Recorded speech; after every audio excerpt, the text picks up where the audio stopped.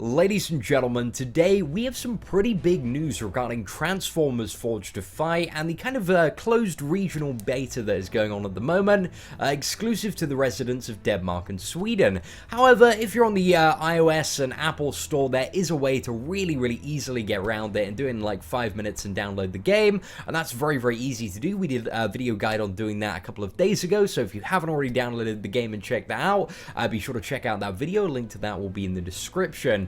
But if you haven't done that and are on an Android device, I know a few people are working on an APK, which again, hopefully should be available in the next couple of days. I heard somebody say on Reddit that they were going to post something tomorrow, so we might be seeing something for Android to work around there very soon. But as soon as, something comes up, I'll definitely share it with you guys, as soon as it comes to my knowledge. Now, this is one of the burning questions in regards to the progression that you make in the game. Like, is the beta going to be linked to the global one? Is any progress that you make going to be, transferred across when it launches in spring?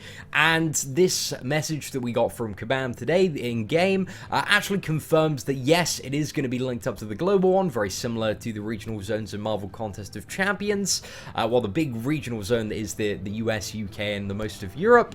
And that any progress that you make in this version of the game is going to transfer over to the global version, which I was a little bit surprised about. I thought if they were going to have a beta for exclusive testing purposes, that they might wipe progression, but it seems like they're very keen on, getting it out as a regular game in Denmark and also Sweden in these very early stages. One of the things that kind of led me to believe that they were going to do this quite early on was the fact that, again, like all the cash shop items, that their purchases are enabled if you do have an account from Denmark or Sweden. Unfortunately, I don't. So guys, for this game, at the moment, I am 100% free to play, so some of you are going to be very impressed for that.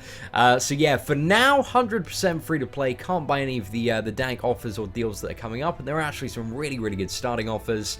And as a player that's playing the game now, I actually am probably going to miss out the opportunity to buy those offers when the game goes live. But in comparison to Marvel Contest of Champions, where Deadpool is, an exclusive first 14-day starting offer, it doesn't look like any of the rewards in the first 14 days. I'll just quickly show you guys are exclusive. It's just some really cheap premium bot crystals, a 2-star booster pack with Bumblebee as the champion, and a couple of premium bot crystals. Again, very good value packages, but they're not really anything exclusive or anything that you're not going to be able to get, in like a few weeks of playing the game. However, if you are a new player and you get those, they're going to be really awesome. Now, what do I think about all of this and in terms of like the longevity of the game? And I kind of had to sit down and think about this for a while, because it means that this section of the population, the very hardcore fans, they're going to have quite a few month advantage on the rest of the players. But I was really thinking, does it matter? Does it matter at all that a few people have been playing the game longer?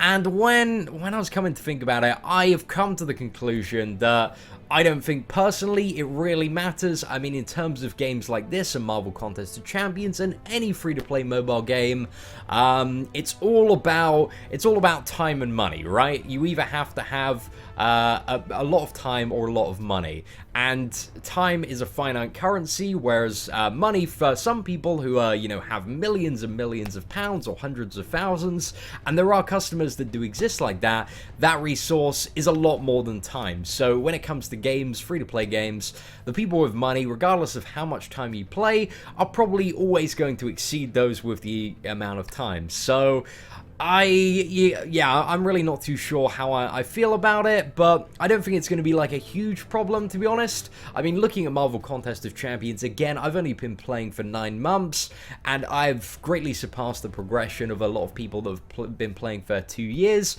mainly with, my time and playing the game very smart. And even like a free-to-play player like Brian Grant that's only been playing for a year, so he has, in comparison to some of the OG players, kind of a 13-month disadvantage on the time that he's played. He's still doing really well. He can, grind the featured champions in, the basic champions in Arena, and can get overall some like really solid scores. He's not really missing out on anything. So overall, I think, in the first couple of weeks, it might be a little bit clunky when you get, when you're getting into into those initial arenas, but hopefully it's going to be separated out by, you know, a beginner, veteran bracket, and hopefully the arena system, because that's really is the only like super competitive thing, is going to be spread out a little bit more. So I guess that's what we can hope for. But that's just a few of my thoughts off the top of my head. Again, I need kind of like a few days to reflect on it and kind of think about, you know, what else it might affect. But at the moment, looking at the game, I don't feel like it's going to make too much of an impact. I mean, a lot of the game is based on, at the moment, story progression and kind of getting up to Megatron. There's only one act at the moment. I imagine we're probably going to have the Act 2 before the global release, and then shortly after the global release, Act 3 is probably going to drop. I imagine they've got a similar content schedule to the release of Marvel Contest of Champions in that regard. And there's still a lot of the game, especially like when you kind of look around and all these like coming soon features, there's a lot of the game at the moment that isn't added. So, you know, if you want to play the game early, if you want to really get stuck into this, then there's like quite a bit to do at the moment in terms of grinding arena, doing the story, and kind of doing raids and getting stuck into that. So there's quite a lot of fun to be had. But, you know, if you're a player that wants to wait a few months for the game to launch on a global scale, then there is going to be a lot more stuff that you can do. You know, they're adding in like events, monthly quests, and all this like crazy stuff. So yeah, I think there's I'm just interested to see what you guys think and get your thoughts and opinions on, you know, well, the enthusiast. I guess it's not really limited, because at the moment, providing it within the next few days that people on Android can get a working APK for this, you know, for the enthusiast players who want to play this game and do it, go at it like really hard, we're all going to be able to get the same advantage, you know, by knowing this information at the same time.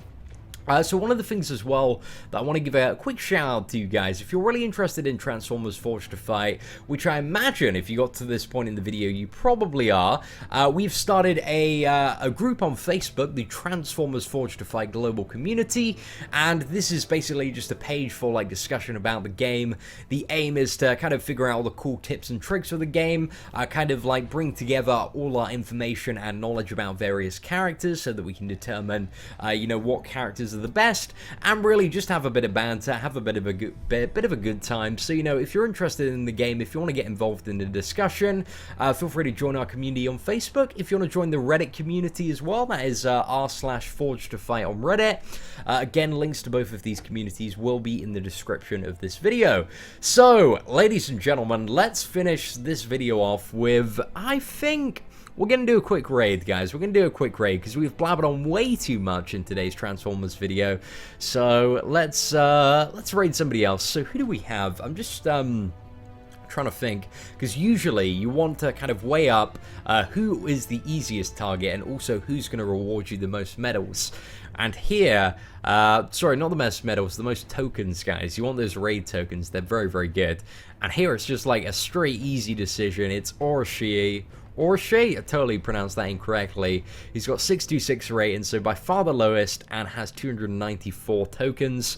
So we're going to raid him for all of his tokens. So let's do that. Yes, I'm sure I want to start the raid. Let's do not show that warning again. I think we should be pretty good without it. So let's load up the squad here. So do we have the best squad, or in the? Oh, they're in a quest at the moment. Oh, that's a bit of a pain. Okay, let's go to the current quest that we are on at the moment and continue that. Quickly finish that off. I think we're very close to the finish. Yeah. So we've just got a Mirage here as the final boss, who I think is Optimus Prime going to be able to clear up Mirage pretty quickly, so we can go on this raid. Yeah, there we go. So that's pretty good. We're very close now to doing 100% on Act 1, so that's pretty decent. And when we do that, we can get a 3-star bot crystal, so that's going to be pretty great. But the last few chapters, especially to do 100%, are extremely difficult. A lot of like 500 power level bots, so a great amount of difficulty there. Okay, let's get on this Mirage again. Okay, let's do a 5-hit combo and block until we get a good opportunity to attack. Right, let's do a heavy attack.